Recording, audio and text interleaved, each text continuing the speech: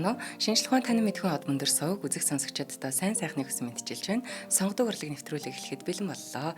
Та бүхэн нэвтрүүлгээ YouTube-ийн од мөндөр сувг, NTV телевиз, од мөндөр радио 83.370 хостелгионоор хүлээн авч үзэж сонсож байна. Нэвтрүүлгийн хамтран ажиллагчаар гайхалтай амьдралын үргэлжлэл орон сууцны үнээр хаусанд амьдрын өрөөтэй Garden City House хотхон бид аз жаргалыг үйлдвэрлэдэг Bosso кондитер Moncondi брэнд дэмжиж ажиллаж байна. За студид орлог судлаач Амина, Цэнгэл баяр бэлэн боллоо. За өдрийн мэнд. Өдрийн мэнд, Валентины баярын мэнд хүргэе. Өдрийн мэнд. Тэгээ хоёулангийнхаа нэвтрүүлэг өнөөдөр их гоё хайр дурлалын өдөр бичигдэж байна тий. Хожуу цацагдах ч гэсэн. Тэгэхээр ер нь өнөөдөр хайрын тухай их ярина.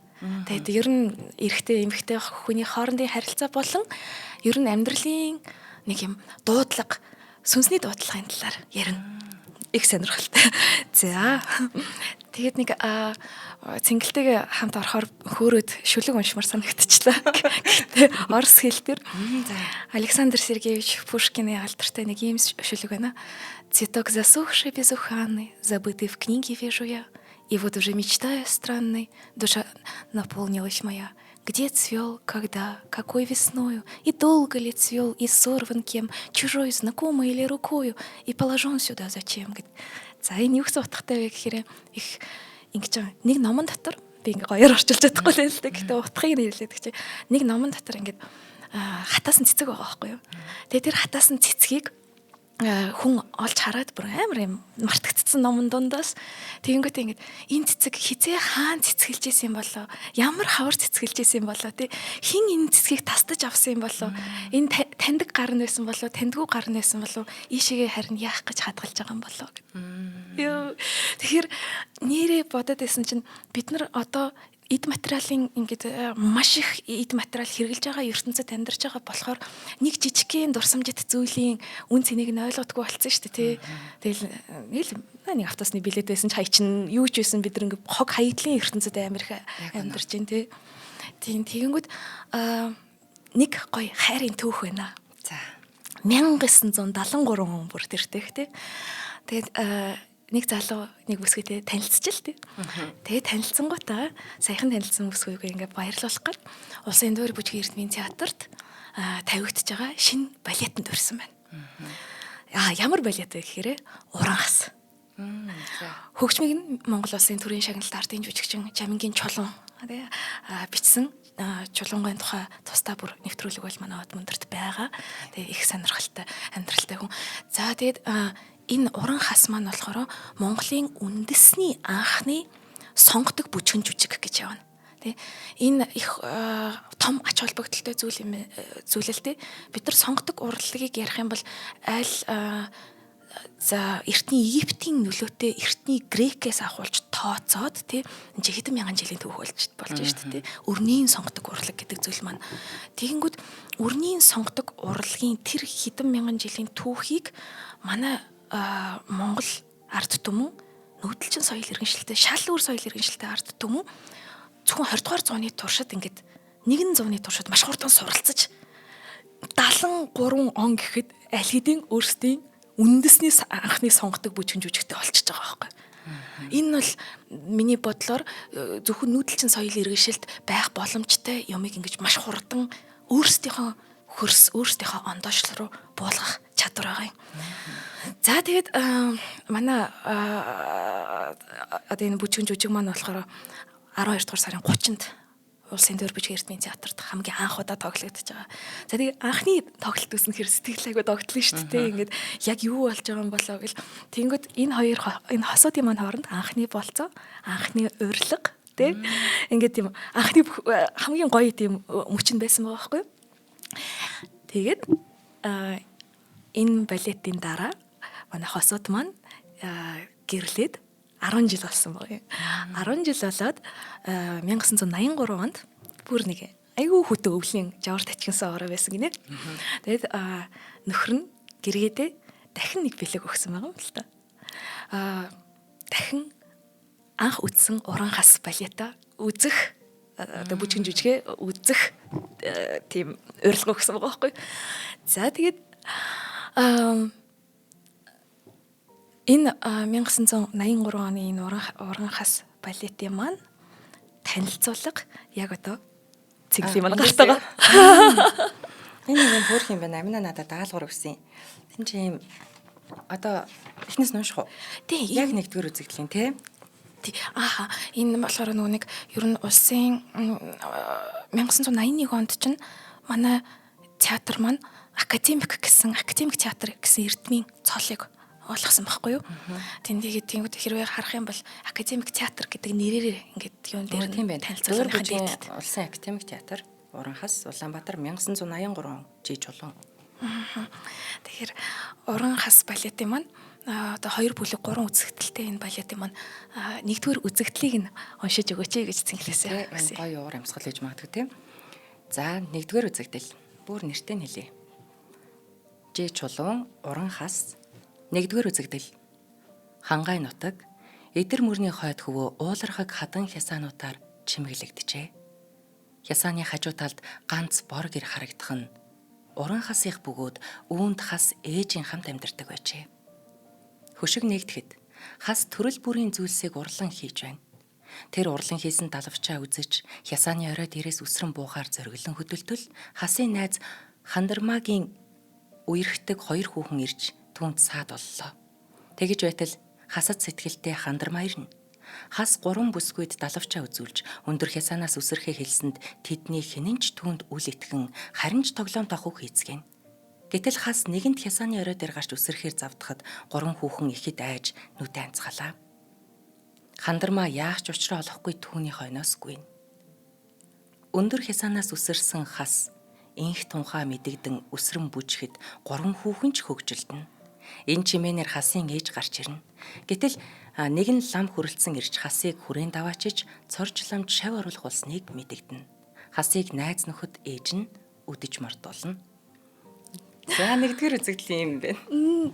Тэгэнгүүт энэ дээр ингээд аюу хөвгчлөлтэй үйл явдал болж байгаа тий. Хас гэдэг тэр уран нэр авсан залуу маань өөрөө ингээд нисэж үзүүлэх гээд ингээд байж штэ тий. Өөрөө хийсэн далавчаа зүүгээд гэтэл энэ нэг ийм үйл явдал хэрний энэ чинээс 2 санааг уншиж болохоор байгаа юм л да. Эхний санаа нь за яг мэдээж социалист үзэл бодол явж байгаа тэр дунд удахгүй социалист үзлийнхээ 2 дугаар үзэгдэл дээр нь илүү гарна. Тэгээ яг ингээ гол санаа нь болохоор энэ дээр хас гэдэг залуу дээр 3 эмэгтэй очиж байгаа тий. Тэгсэн хэрнээ тэр Хандармаа нь болохоор яг дагаж явж байгаа буюу энэ галзуу хүн байгаа үстэй яг бодоод үзэх юм бол далууч зүгээд тий өндрөөс орой дээрээс одоо өсөрч үзэх хүсэлтэй гэдэг чинь нэг талын юм галзуу тэгтээ нөгөө талын энэ хаач байхгүй шин зүйлийг хийх гээд байгаа хүсэл байгаа байхгүй юу. Тэгэхээр энэ яг эрэгтэй хүнд байдаг ийм амьдралыг дандаа түрүүнд алхаж ингэж туулж тийм хүчрэхгээр шин юмыг хийж зохион бүтээж үзэх тэр нэг юм аваа хүслийг хэрхэн яаж ингэж эмхтэй хүн дагаж болох вэ гэд эхлээд ингээ айчин те ингээ гуруулаа нүрээ дараад гисэн хүртэл араас нь ингээ дагаж очиж байна гэхээр энэ дэр бас ингээ сэтгэл зүй болон эрэгтэй эмэгтэй хоёр хүний харилцаа аягүй нэрийн гарч ирсэн байгаа. За тэгээд 2 дугаар үзэгдэл дээр болохоор яадаг вэ гэхээр нэг лам хүрэлцэн ирээд хасыг хүрээнд авчиж цорж ламд шав оруулах бас нэг мэдгдсэн гэж байгаа шүү дээ. Тэнгүүд сүмийн дотор болохоор ингээд цорж лам хасын ингээд уран авьяасыг ингээд ашиглах гээд тэгэл элдв бурхтын дүрсийг ингээд уурлан хийхийг даалгадаг байхгүй. Тэгээд ерөнхийдөө айгүй их цантай тийм ихэмсэг. Тэгээд тэнгүүд нөгөө нэг босод одоо шавилж исэн банднар гэж ярьдаг. Банднар гэж ярьдаг. Тэгээд босод шавилж исэн банднар болохоор багаж хэрэгслийг авчирч өгөөд ингээд тохуурхаад ер нь явцдаг. Ер нь бол хасыг хинч одоохондоо ойлгохгүй байгаа тийм. Тэгсэн чинь хас маань болохоор багаж хэрэгслийг нь ашиглаад онсон хүүхэлтэйнүүд. За тэгээд онсон хүүхэлтэйнүүд хийж авангуудаа хажуугаар нөгөө цорж ламаа айлгах нэг муухай лүдийн дүрсийг ингээ хийчихэж байгаа байхгүй. Тэгээ хэд хоног өнгөрсний дараа хасын урлан хийсэн юм хүүхэлтэйнүүд ингээ бүтээлхтэй харагдчихаа. Тэгээ ингээ бүтээлхийг нь авсан чинь ноён хатан охины дүрстэй онсон хүүхэлтэйнүүд нь бүжгэлдэг байхгүй. Тэгээд цорчлан болохоор ирснэ нөгөө амилсан лүдийн дүрийг хараад тэр чи механик ер нь бол юм хүүхэлдэйнүүд хийсэн байх гэсэн үг шүү дээ. Тэгэнгүүт амилсан лүдийн дүрийг нь хараад бүр ном уншиж тариндах гэж сандарсан боловч чадахгүй эцэст нь ингээ ухаан алдаад унж байгаа. Тэгэнгүүтээ банд нар болохоор хасыг бол баривчилдаг байхгүй юу. Манай ламыг ингээд юу ячлаа тий. Цорч ламыг ингээд ийм аимшигын муухай лүд хийсэн байна гэд. За тэгээд 3 дугаар үзэгдэл дээр бол хүрээний зах газар цорч ламыг ийм айлгсан ийм лүдийн дүрсийг нь шатаах гэд хуурай моднууд аваалцсан. Ер нь бол ингээд хасаахад бэлтцсэн байж байгаа. Тэгээд би энийг анх уншичаад юу гэж бодсон бэ? Үзчихэд юу гэж бодсон бэ гэхээр хасыг маань шатаах гэдэг байгаа болов. Оо, бүр тийм хариулсан. Тэгсэн чинь үгүй байсан байлээ. Тэгээд хуурай мод аваалаад тэр лүдийн дүрсийг шатаах гэжсэн байлээ. Тэгэл хүрээний ардууд цуглараад банд нар болохоор баахан зодон өмнө гаргаал гэхдээ цорчлон болохоор эцэст нь ирээд тэр зодоныг зогсоогоод за тэгээ лүдийг шатаагаад хасыг болохоор хүрээнээс ер нь хөөхөр шидчихэж байгаа юм л да. Ийм юм болохгүй бүтгүй юм хийдэг хүн байна гэд. Тэгээд тэгсэн чинь хүмүүс яг хөө тэгээд тараад яваад өгч яхад хандармаа бүсгүүл хайртай хүний хойноос ингээд ирж ингээд элдвийг бодож ингэж байж байгаа байхгүй. Тэгээд энэ үзэгдэл болохоор хасын хойноос хандармаа маань яваад дуусж байгаа юм. За 4-р үзэгдэл болохоор ер нь хангай нутгийн үсгэлэн гоог харуулдаг. Хангай нутгийн үсгэлэнтэй байгальд буг согоо бүжиж наадж байгаа. Тийм. Буг согооны бүжгэрээ уран хас бол ер нь нэлээд алдартай. Тэгээд хас хандармаа хоёр маань уулзнаа үнэхээр жаргалтай. Тэгээд ингээд ийм гоё нутагт ээжигээ ингээд авчираад гурлаа хамт амьдрья гэд шийдвэрийг хас хандармаад хэлсэн чинь хандармаа зөвшөөрөөгүй. Нутагта очиё. Тэгэхээр энэ дэр бас нөгөө ир хүн өөрийгөө толгой гэж боддог боловч хүзүүн нэмэгтэй хүн байх үед тэр үг санаанд ордог. За тэгээ 5 дугаар үзэгдэл дээр болохоор хадан хасааны өвөр талд хасын одоо нутагта ирээд уралсан асар том зүйлийг болсон гэж бүтээсэн харагддаг байхгүй. Тэгээд нутгийн ардууд болохоор тэрнийг нь үзэхэр хүрэлцэн хэрэгэд бүтээлхийг нь аваад тэгээ найр наадам эхэлж байгаа. Тэгээ энэ найр наадам болохоор тийм тэр хийсэн зүйл нь юм 12 жилээр амьдтаар нь хийсэн юм цаг. Тэгээд хөгжмийн хувьд бас ингээд хувцсны хувьд 12 амтанг дүрслээд ингээд гаргаж байгаа байхгүй. Тэгэнгүүт баг ингээд шууд мэдээж театрын зураач гунгаас өгөхгүй ингээд айгуу гоё хувцснууд хийж ажилласан байгаа. Гэхдээ хөгжим нь заавал балета ингээд шууд нүдэрээ үзэхгүй ч гэсэн энэ нэг тим амтан багтаа гэд гадарлаж болохоор байхгүй. Тэгээ тэр их гоё сонирхолтой. Тэгэд энэ 12 жилээр хийсэн цагаа ингээд тойроод энэ цагийг бол ингээд хас энэ баярт зориулж хийгээд найз нөхдөгөө бүгднийг ингээд бүжгэлхийг уриалж байгаа. Тэгээд багт наадам эхлээд бүгдээрээ ингээд тийм амьдтайхаа хувцастай. Тэгээ ивэл 3 жилүүдээрээ ингээд бүжгэлдэг байхгүй. Тэгээд тиймд бэлэгдэл нь болохоор юм хүчгүүдээ эвлэрэн орж байгаа. Ив найрамдлаар юм найрсаг байхыг бэлэгдэж байгаа. Тэгээд нутгийн ардууд нь болохоор хас хандармаа хоёртоо сайн сайхныг өрөөгөөд улам илүү ихийг бүтээгээрээ гэж хүсээд бүжиг дуусж байгаа. Ер нь л би анх үзэхдээ бол хөөе энэ нэг л эмгэнэлтэй юм болох үү дээ гэд тэгсэн чи аз жаргалтай төгсөж байгаад баярлсан. Нэгэн ч гэсэн тий болж дээ гэдэг. Нэгэн ч гэсэн. Тэгэхээр энэчнээс ер нь 1-р үзэгдлээс болон дараа бид нар уран хасаас юуг хардаг вэ гэхээр хүн төрөлхтний нисэх хүслийн тухай хардаг. Тэ хүн төрөлхтөн ер нь ингээд эрт дээр үеэс сонин юм нисэх хүсэл гэдэг маань өөрөө ер нь бид нар махан физик биенээсээ тий гарах тийм хэмжээний юм чадaltaй байгаадаа итгэж байгаад нэг тийм итгэл юм шиг байгаа юм л та. Тэгээд нисэх хүсэл нь үргэлж инженерчлэлийн ухаантай холбоотой байдаг байгаа юм. Ер нь эртний грекийн домгийг хараад үзэхээр Икарусын домог гэж байдаг. Эртний грект бол лабиринт гэд тэр төөрдөг байшин маш тийм хэцүү бүтцтэй тийм архитектуртай юм домгийн юм ордонг Зидал гэд уран гартан барьдаг байхгүй.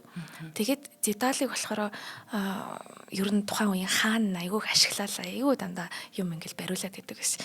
Тэгэнгүүт Зидал болохоор Икарус гэд хүүтэйгээ цог зогтохоор ер нь бол зогтох ч гэж дээ ер нь тэгээд хайж явахаар шийдээд тэгээд тийм шийдвэр гаргаад тэнгис далайг гатлахын тулд даалгавч хийдэг байхгүй. Тэгээд тэр даалгавч нь гэхдээ нөгөө хийж байгаа материал нь холбогч материал нь лааны тос байсан. Ямар сони тогтхоо. Тэгээд тийм цагуулаг.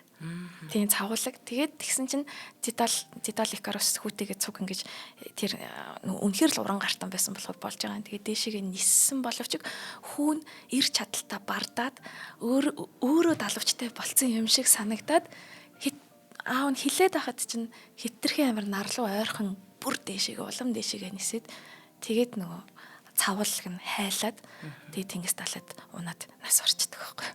Тийм нэг грекийн домог байна. Тэгэхээр энэ дээр бид нар цаанаа ингээд ухах юм бол хүний нисэх хүсэл гэдэг нэгдүгürt оюун ухаантай шүү, далавч бүтээх хэмжээний шүү гэдэг итгэл байгаа юм. Гэхдээ бас нөгөө зөвхөн оюун ухаандаа бардах юм бол Икарус шиг болчих гээд байгаа. За тэгээд үнэхээр тэнгэрт нисэх хүсэл хизээ маш их оргилж тулсан бэ гэхээр сэргэн мандалтай үед Альберт Леонардо да Винчи. Тэ 15 дугаар зуунд Леонардо да Винчи болохоор орнитоптер гэдэг юм нисдэг аппарат зохион бүтээж төрслөн үзүүлсэн байгаа юм. Тэгээд нөгөө ер нь бол шувуу болон сарсан баг байхын нислэгээс санаа авч исэн. За тэгээд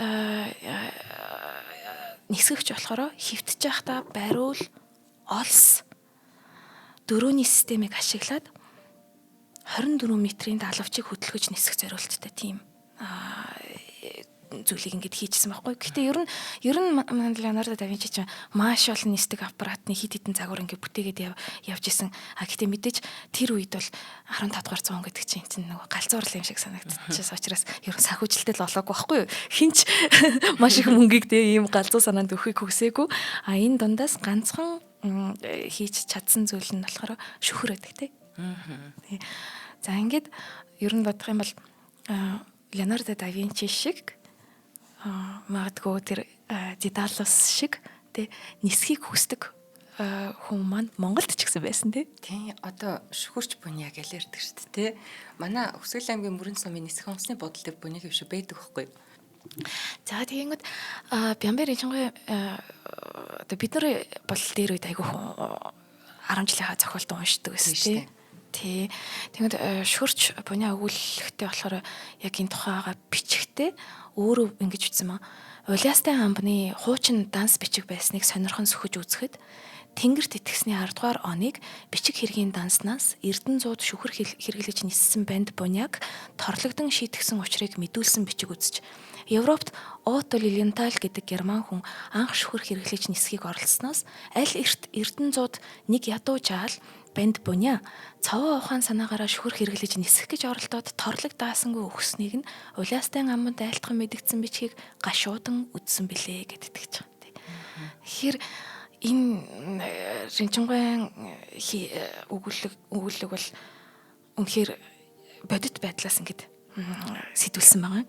Тэгээ нөгөө саяны хоёулынгийнх нь хөшөө гэж ярьж байгаа нь бодит хүн нь болохоор Гэлэнхүү гэдэг лам байсан юм байна. За Гэлэнхүү лам нь болохоор Сайн ноён хан аймгийн Далай Чонхор бангийн хошуу. Одоогийн нөгөө Хөвсгөл аймгийн Жаргалант сум юм байна шүү дээ. 1878 онд төрсөн. Угаасаа удмаараа авьяастай эцэг дандар нь тийм ядуу арт байсан мөртлөө байнгын л алах төш хангинуулж явдаг тий.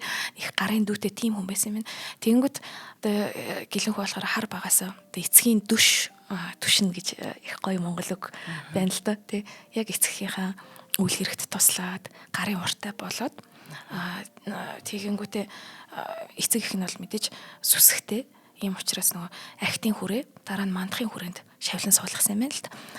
Гэхдээ Гэлэнхүүгийн ламын маань бол хүсэл арай жоохон өөр байсан. Тийм хүрээ хий дээр хязгаарлагдахыг хүсээгүй. Тийм учраас хэдийн ном үзсэн ч гэсэн арай өөр зүйлийг хиймээр санагдаад төрсөн нутгийнхаа одоо уул нурууг ингэж уул нуруугаар хэсэж ан гөрөө хийж явдаг байсан юм байна. Тэгээд ан гөрөө хийхдээ хамгийн сонирхолтой нь ер нь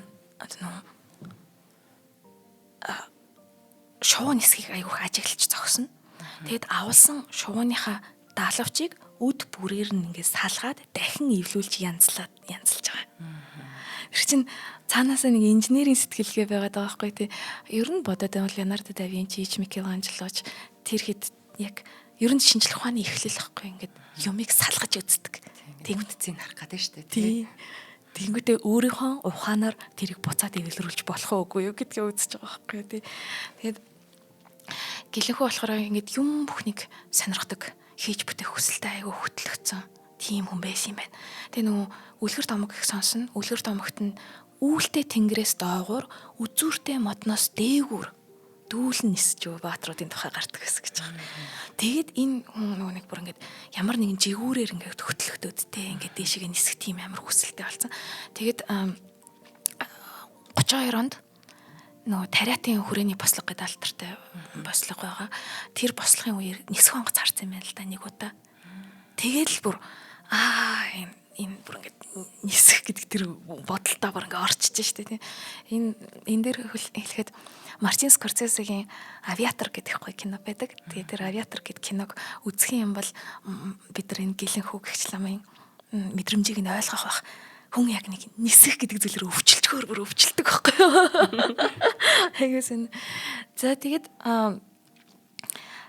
сая Цэнгэл маань хэллээ. Тэр Хөвсгөл аймгийн Мөрөн хотын нисэх буудлын хамт олон болохоор Монгол хүн агаарт ингэж нисэх гэж юм оролдлого хийжсэн. Тэ энийг юу яасан юм л да. Яг энэ бэлэг тэмдэг болгож тэр хөшөөг хийсэн. Тэгэнгүүт дүнтрийн цохоо гэж 170 м өндөр ойролцоогоор 35 давхар байшинтай тэнцэх өндөртэй тийм дүнтрийн цохооны дэргэд охиноороо болохоор ингээд хонио хураалгаж тогтоогоод тэгэнгүүтээ өөрийн хийсэн хиймэл даалгавчаараа тэр өндрөөс доошоо 9 м буусан гэж. За хон дээр бас тийм учраас нөгөө бүр ингээд домог болцсон тий хүүе дүнтрийн цохоноос ч та ямар 35 м-с бууна гэдэг чинь тий ингэжсэн юм билээ. Тэгээ хөшөөн дээр нэм үг бичсэн байт юм байна. Тасын өдөр далавч хийн нисэж тэв дэлхийг толдохыг хүссэн шинийг сэтгэгч тариа тарьж тарга нутагшуулсан сайн үйлстэн эзэн богдын урилгаар жадам судрын зис барыг сийлсэн уран дархан их нэрийнхээ игэмд тогтсон сумыг авч идгээсэн ангаагч суврага бүтээж агуй уралсан бясалгагч захиур бууг хурдлуулж ойдлын модон машин зохион бүтээгч их сэтгэгч дэ гэлэнхүүгийн гигэн үлсийг тэнгэрт өргөж төмөнд түгэн газарт мөнхлвөө гэж маш олон тийм сэтгэлгээтэй хүн олон янзын чадварыг өөртөө зохицлоосон хүн байгаа юм л та. За ингээд тэгэхээр биднэрт одоо нэг прототип гэж ярьдаг прототип буюу шүхэрч бунягийн яг бодит хүнийх нь түүх байгаа юм байна тий. Тэгэхээр уран хас гэдэг маань бас цэвэр хүний нэг юм романтизм дээр биш тий яг ингээд үнэхээр ийм сэтгэлгээтэй хүмүүс байдаг шүү гэдгийг нин төрөнд бидэрт харуулж байгаа. Тэгээ яг социализмын үзэл сурталын тал мэдээж байгаа.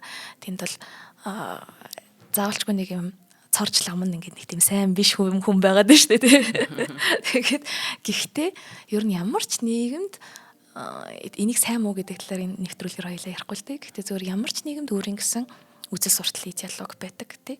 Одоо бид нар жишээ нь кино үзэхдээ заавалжгүй нэг бэлгийн цөөнх жүжигчтэй байгаа шүү дээ. Жүжигчтэй ч юм уу нэг дүртэй байгаа шүү дээ тий. Энийг сайн муу гэж яриаггүй. Зүгээр ямар ч гэсэн аль ч нийгэмд өөрийн гэсэн нэг үзэл сурталын юм явж л байгаа. Шингэцэн тэр тухайн цагт нь шингэцэн байдаг.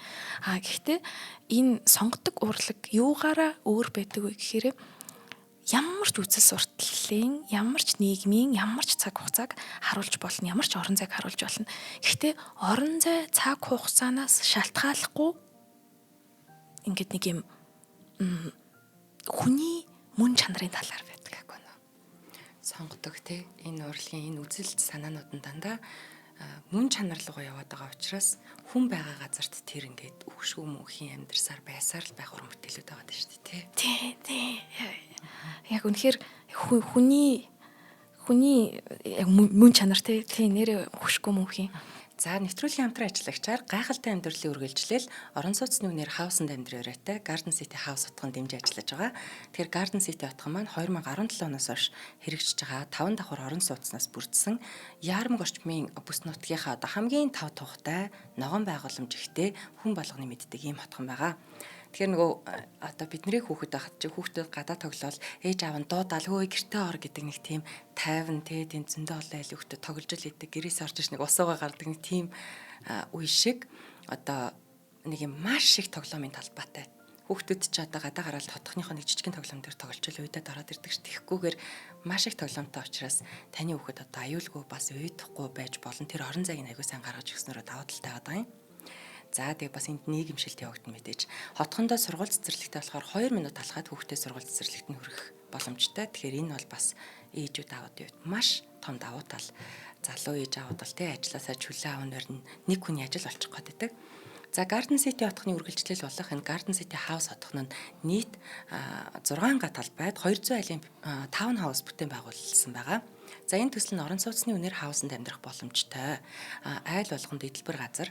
За тэгээ лагерт байгаа юм шиг тэм гэр бүлэрээ тав тухтай амьдрах бүрэн боломжийг олгож байгаа. Төвийн дэд бүтцэд бүрэн холбогдсон болохоор ашиглалтын зардал нь орон сууцтай яг л адилхан гарна. За хэмжээний хувьд бол бас нэг их тийм тэнгэрийн том биш 114-өөс 158 м2 талбайтай хаусыг санал болгоод байгаа. Та бүхэн Яармгийн Garden City хотхон дээр очиод загварын хаусыг одоо бас тий үзэж болно. Орон сууцны үнээр хаусанд амьдрий Garden City House утгана. Тэгэхээр манайхан хаягийн мэдээллийг өгөхөд хаан улд өрөг 23 дугаар хороо шинэ нийслэлийн засаг даргын тамгын газрын зүүн талд Garden City House утган гэж байж байгаа. 75 77 75 77 утсаар нь бас лавлж болно. За ингээд дэмжиж ажиллаж байгаа Garden City House-та маш баярлалаа. Айгу амар энэ тийм нөгөө лагер байгаа юм шиг байж болно гэхээр тий. Заавал нэг тустай лагер аваад тустай орон сууц гэдэг байхгүй. Гоё юм. Одоо ер нь анзаараад хахад юу яачлаа. Яармагч нэг хэсэг ингээл за төгжирдэг Улаанбаатар төгжирхээ ирвэл хаа сайгүй төгжирч байна. Энэ ерөөсө хотоос хол биш байгаа да. Дээрэс нь Яармаг хотод бүх юмтай олчж байгаа байхгүй. Тэнд одоо тий хувийн хүүхдийн мундаг сургуулиуд бүгд байна. Улсын сургууль цэцэрлэг байна. Ингээд тэнд ингээд нэгдсэн бүх юм төвлөрөө. Сүүлдээ одоо тэр Яармгийн тэнд байдаг их нярайн ийм эмнэлэг байдаг байхгүй юу? Бүр баян зүрх, баян голын хүмүүс тэр эмнэлэг рүү итг гэж хүсэлтэд тавьж байна. Тэнд хамаагүй дээрээ нагаартай байна гэд. Тэгэхээр Яармаг ерөнхийдөө бол нэлээд төвлөрөл болж шүү гоё бас. Тийм байна тий. Гоё. За түрүүн хэлсэнчлэн социализмын үзэл суртал бол байсан гэдээ тэгж. Тиймээ энд түүнээс илүүтэйгээр Монгол хүний ондоошл ер нь Монгол хүн ийм бас зүйлсийг хийж чаддаг шүү гэдэг нэг бахархал ингээд давхар яваад шүү дээ. Хайрын төвхийн нараар тий. Тэр Монгол улсын төрийн шагналт ардын жүжигчин Жамингийн чулуун уран хас бүжгэн жүжигийн хөгжмийг хийсэн академич Б Ширэнд гой цомнолыг нь дуурийн одоо цомнол гэдэг нь дуурийн зохиол бүтээлийг нь бичсэн. Тэр Монголын үндэсний анхны сонгодог бүжгэн жүжигийн түүхэн гэж эхэлсэн байгаа. Ширэнд дэвгой болохоор өөрөө Сайн Ноён хаан аймгийн Далай Жонхорвангийн хошуу Өнөөгийн Хөвсгөл аймгийн Шинэ Идэр сумын нутагт төрсэн хүн гэдэг ч байгаа. Тэгэхээр Гэлэнхүүттэй нутаг нэгдтэй юм чинь ер нь тэр хуучин яриаг бол хөгжүүлээс ахмадуудасаа ингээд сонсцсон байгаа шүү дээ. Тэгэхээр бүр ингээд мэдж байгаа учраас нэг юм Гэлэнхүүгийн нисэх орлогын тухай Монгол уран дарахны одоо тийм түүхийг уран хастай нэрийн дороо бүтээж ингэж шингээж өгсөн байгаа юм л та. Тэгээ уран хас балетыг Хөдөлмөрийн Баатар ардын жүжигчин төрийн сойрхолд Жамдаггүй тэглэн тавьсан. Тэгээд ер нь 1970 он гэдэг чинь Монголын балетын урлагт бол зөвлөлт холбоот улсад сурсан шинэхэн бүжигчд нь дөнгөж хурж ирээд байсан үе байхгүй тий. Ястал нөгөө дэлхийн боловсролыг атгацсан Ленинград буюу одоогийн Санкт-Петербург хотын Вагановагийн нэрэмжит бүжгийн сургуулийг амжилттай төгссөн 9 залуу бүжигчин ирсэн байна. Үнэхээр энэ залуу бүжигчдийн одоо залуу насны ирч хүчээр ярьдаг штэ тийм дөнгөж сураад ирсэн тэр гоё юм таваа гайхуулах гэж байгаа тэр ирч хүчээр нь бүтсэн бүжгэн жүжиг багт энэ бүр. Тийм ур чадварыг ингээ харуулах гэж тий. Тэгмэд анхны тоглолт дээр хасын дүрд Д Бат хүрэл Хандармагийн дүрд Ю Цэрманаар бүжиглэж ирсэн юм байна. Цаашдаа Оюнбат Ю Оюунаар гоцлох болсон юм байна. Оюнбат гоён нэвтрүүлгийг болон цэрмаа нарын тусдаа хийсэн нэвтрүүлэг YouTube-д байт юм байлээ. Тэгээд Оюун Батгын өөрийнх нь ярьж байгаа тэр зүйл нь маш гоё гэсэн нэг юм дотоод сэтгэлийн маань чулуун багш нээж өгсөн гэж байгаа байхгүй. Тэр жүжиглэх одоо тэг юм хөшинг царайтай байж болохгүй. Тэг жүжигчин хүн гэдэг чинь ер нь бол хаяа бас боддөө шүү дээ. Өөрийн баг амьдрал гэж байхгүй баха тий. Нэг дүрээс нөгөө дүрлүүгээ ингэж орж явна тий. Тэгэнгүүт энэ бол яг жүжигчнийхэн тэр чадварыг бол айгүйх нээж өгсөн. Тэгээд дотоод сэтгэлийг нээж өгсөн гэдэг их гоё ярилцлага байлээ. Тайзны зураачаар бол ардын зураач Ч Гунгаас үхгүй ажилласан байдаг. За мөн л 71 онд Ленинградын театр киноны дээд сургуулийн театрын зураач мэргэжлэр төгсөж ирсэн шинэхэн зураач байсан. Тэгээ энэ аваргууд маань тохоо үедээ бүгд шинэхэн. Тэгээ түрүүн хэлсэнчлэн нэг 12 жилийн дүрс бүхий тэр цагийг нь болохоор их гоё гаргаж өгсөн байгаа юм. За балетын анхны тоглолтын удирдаачаар Ч Жамсранжав ажилласан байгаа. Тухайн үед Ленинградын консерваторийг дөнгөж бас төгсөж ирсэн байгаа. Тэгэхээр ер нь бол одоо ингээд дэлхийн боловсролыг атгаад Монголдо хурж ирэнгүүтээ анхны Монголынхан бүжгэн жүжиг тавих гэж байгаа, балетыг тавих гэж байгаа ингээд гингүүд ямар ирч хүч тэнцээ буцалж исэн болоо гэдэг төсөөлөхөд хүртэл сайхан байдیں۔ За тийм өнөөдөр болохоор Уран ас балет 52 жилийн туршид театрын уран санд байж үе үеийн шилдэг уран бүтээлчд амьлуулж байгаа тийм тоглолт тий. Тэгээд 2008 онд нэг дахин шинжилээд тэгэхдээ нөгөө айгүй альтертай бух согооны бүжгийн хэсгийг нь хасцсан байгаа байхгүй. Тэгээ вальсны хэсгийг нь илүү нөгөө онцлж гаргаж тавьж байсан. Вальс нь бол мэдээж нөгөө шинжил болгоноор явдаг бидний ингээд сэтгэл төлбөр хоногшцсон өгч байгаа шүү дээ. Гэхдээ 13 онд Уран ас балетын 40 жилийн ойг тэмдэглэх гээд одоо энэ ажлын хүрээнд бол бух согооны бүжгийн хэсгийг нь дахин оруулад балетыг хуучин хэлбэрээр нь үзэгчдийн хүртэл болгосон юм байлээ. За амина хамтран ажиллагч айлчи. За. Мартаад тийш аминатагаа нөгөө ойрт нэвтрүүлэгт ороогүй аминаг хараад би бүр хамтран ажиллагчаа хэлхээ мартаад тийш шүү. За одохгүй нөгөө нэг за одоо цагаан сар болох гэж байна те. Тэгэхээр бид Bossa Conditor Monconti брэнд бидэнтэй хамтарч байгаа. Тэгэхээр хүмүүс маань анхаарлаа хандуулаарай. Аз жаргалыг үйлдвэрлэдэг энэ компани бүтээгдэхүүн бас бидний одоо нөгөө сар шинэ баяртай маш их холбогдож байгаамаа. За Monconti брэнд нь галуулаа моржил зориулаад цагаан сарын коллекц бүтээгдэхүүнүүдээ гаргаад байгаа.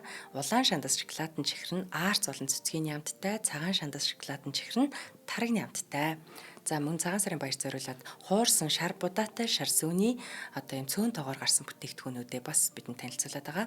Цагаан сараар одоо их хэмжээний мөнгө гадагшаа бид ингээл те гадны чихэр боо бэлэг сэлтгэл маш их мөнгө гадагшаа урсж байгаа шүү дээ. Тэгэхээр үндэсний үйлдвэрлэлийг дэмжинэ гэдэг бол бас одоо бидний одоо монгол хүний бас л нэг сэтгэлдээ бодож явах юм. Тэгтээ өстө үндэсний үйлдвэрлэлийг дэмжих гэсэн чинь таалагдахгүй байлээ л доо санагддаг. Тэгсэн энэ надад энэ Monconti-гийн чихэрнүүд агүй таалагддаг юм. Нэг амттанд дургуй надад бол тэр нэг шар сүүний чихэр анх ингээл гой санагддаг гэсэн. Тэгсэн чинь сая сүлд гарсан шоколадын чихэрнүүд нэр үнэхээр гой зөвл амттай юм бэл. Өстө нүүр улаахааргүй гэдэг шиг гадагшаа татгшаа явахтаа авч явах. За эсвэл энэ сүүлд гарсан цагаан сар зориулж гаргасан коллекцүүд нэг юм ширээн дээр босгоо тавихад аяг үзэмжтэй. Тэг хүнд бэлгийн төхөд юм дөрвөлжин савтай хээх хуартай. Тийм юм бэлээ. Тэгээд одоо Monconti Facebook хаягаар нь манайхан чатботоор онлайн захиалга хийгээд хургуулээд авах бүрэн боломжтой. За худалдаалагдж байгаа цэгүүд гэх юм бол баруун дөрвөн зам болон 5 шард байдаг Bossa агуул худалдаа мөн бүх сүлжээ дэлгүүрүүд бөөний төвүүдэд байж байгаа шүү. Үний үед маш боломжтой шүү дээ.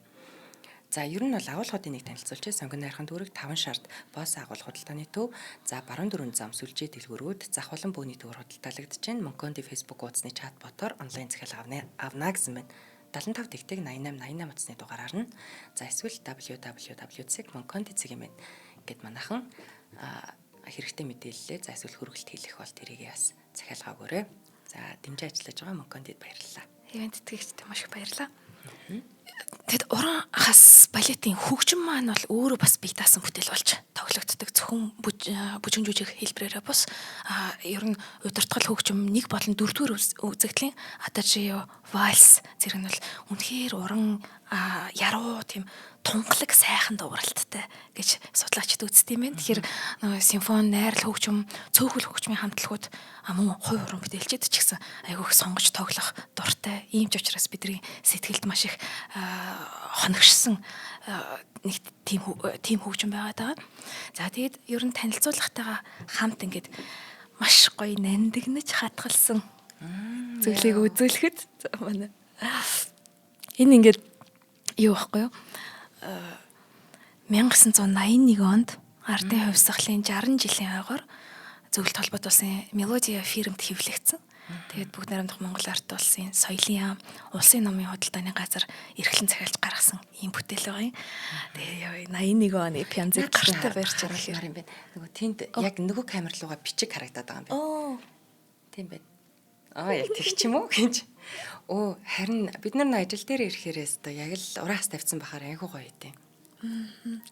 Тийм. За тэгээд энэ пянз сонирхдаг хүмүүс маань аюу сайн мэдж байгаа. 12 инчийн 33 эргэлттэй пянз гэдэг юм байна.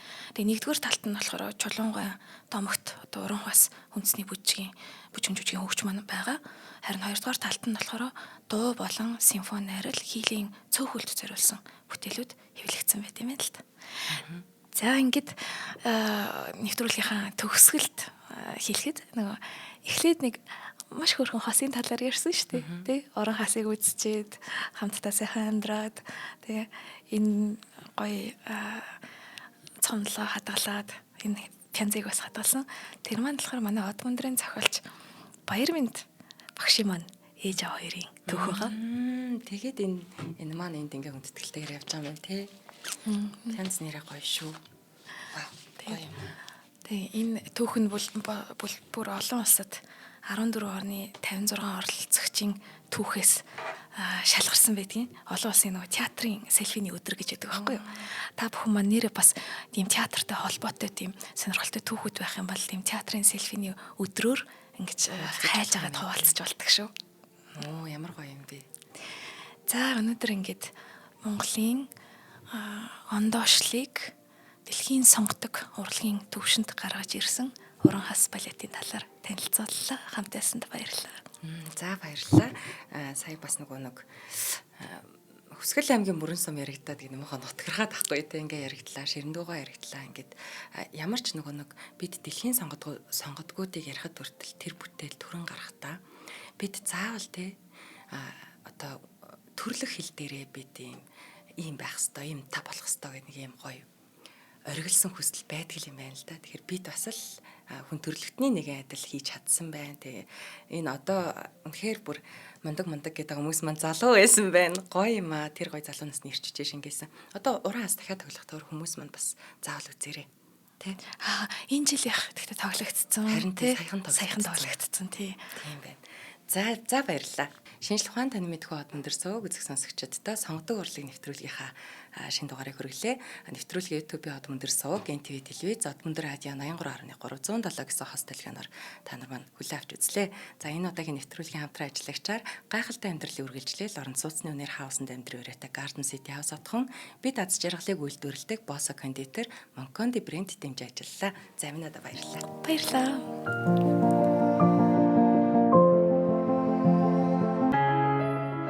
Нэвтрүүлгийг хүлээн авсан Нарны аймгийн монголчуудаа баярлалаа. Од мөндөр сувг нь энэ мэдчлэн таны мэдхүү мянган нэвтрүүлгийг 2026 оны 7 сарын 1 хүртэл та бүхэндээ хүргэх юм. Их хэлээрээ шинжлэх ухаан танин мэдхүүг түгээхийн үлсэд нэгтгэх хүсвэл та бидэнд хандив өгөх боломжтой. Жилдээ ганцхан удаа 100 мянган төгрөгөөр биднийг дэмжснээр шинжлэх ухаан танин мэдхүйг түгээх энэ үйл хэрэг амжилттай үргэлжлэх юм. Од мөндөр нэр дээрх Худалдаа агшлын банкны дансгаа 4191 Тэг 4 518. Та 100 мянган төгрөгөөр шилжүүлэхдээ гүйлгээний утга дээр нь өөрийн нэр болон утасны дугаараа заавал бичээрэй. 100 мянган төгрөг хандалснаар Од мөндөр сувгийн алтан гишүүн болох юм а.